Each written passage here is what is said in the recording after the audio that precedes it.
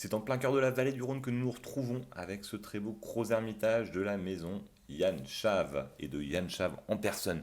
Personne très charismatique. On a affaire, vous voyez un rugbyman, le mec avec qui on n'a pas envie de se battre. Eh ben, c'est à peu près ça. Yann Chave, c'est un mec entier, un vigneron qui prend très très soin de ses domaines, qui n'est pas son premier coup d'essai et qui depuis de nombreuses années fait évoluer la maison vers la bio et la biodynamie.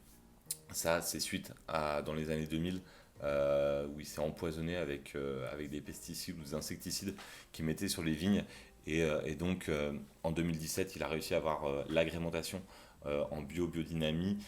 Et depuis maintenant de nombreuses années, il travaille à faire évoluer son vignoble vers ça. Sur ce gros Hermitage Tradition, on va vraiment avoir le fruit compoté, la puissance, l'arôme boisé qu'on aime tant sur ces vins-là. On va avoir une robe qui est assez violette, un peu brillante, avec des reflets très jolis, un peu soyeux. Et puis ensuite au nez, on a une ouverture qui devient assez plaisante. Plus on va aller dans l'olfaction et mieux ça sera. 10-15 minutes seront assez nécessaires sur ces vins en 2018 qui aimeront assez facilement le vieillissement. Ça subira très bien le vieillissement. Au nez, on va avoir ces arômes de fruits noirs, de fruits un peu juteux, de pruneaux, de prunes confits et de cerises un peu griottes pour aller sur une fin. Et ça, c'est toujours ce qui est très agréable que moi j'aime beaucoup sur les crozes, sur un côté assez épicé. L'entrée en bouche est assez délicate. Quand on l'a bien laissé s'ouvrir, on ne va pas avoir d'astringence, on ne va pas avoir d'attaque trop brutale. Et puis en milieu de bouche, on va avoir une espèce de finesse, de souplesse qui va rentrer en compte et qui va tout de suite rendre ce vin absolument divin.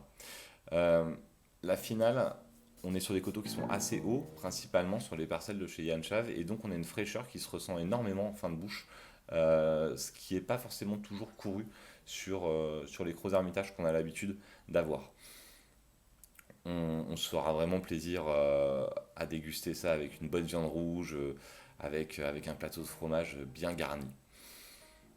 Pour conclure, clairement, je suis pas le plus grand adepte de la biodynamie, de la bio ou des vins nature, mais je trouve que on n'est pas sur un vin nature, attention, on est vraiment sur du bio, mais on va avoir quand même certains aspects très nature, très terroir, qui sont vraiment dus à ça et à l'ajout minimal d'insecticides, de pesticides, du travail du sol et autres, qui fait qu'on a un vin où on sent qu'on est vraiment dans le naturel et on sent qu'on a quelque chose qui se développe très très bien. Grosse référence de la vallée du Rhône, on sait qu'on ne se trompe pas quand on part sur un gros ermitage de chez Yann Chav. Le tradition, c'est une vraie tradition.